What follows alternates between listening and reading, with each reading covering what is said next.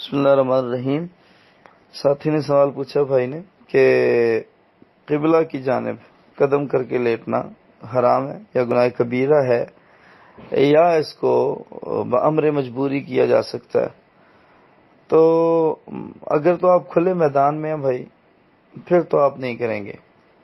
اگر آپ کھلے میدان میں صحرا میں کہیں موجود ہیں، چھت کے اوپر لیٹیں، پھر بھی کوشش کریں کہ نہ کریں۔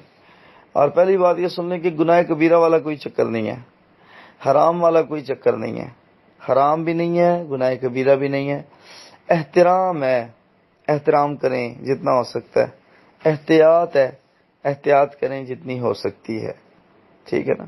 قبلۃ اللہ المشرفہ، کعبۃ اللہ المشرفہ، اس کا احترام ہم پہ واجب ہے۔ لیکن اگر آپ کمرے میں لیٹے ہیں نا پھر کوئی حرج والی بات نہیں ہے، ٹھیک ہے۔ اس سے زیادہ بڑی روایات موجود ہیں، اس سے زیادہ بڑی روایات موجود ہیں۔ قدم کرنے کے علاوہ بول و براز کے دوران کعبۃ اللہ المشرفہ کی طرف جو ہے وہ قبل یا دبر کرنے کی دلیلیں صحیح حدیث صحیح البخاری میں موجود ہیں، ٹھیک ہو گیا۔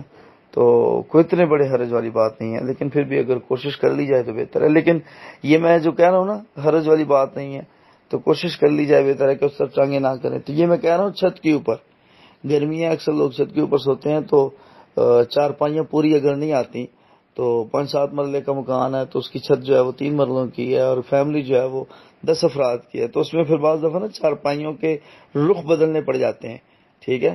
تو وہ تو بامر مجبوری ہے، نہ کیا جائے تو بہتر ہے، اگر کر لیا جائے تو حرج نہیں ہے، گناہ نہیں ہے انشاءاللہ۔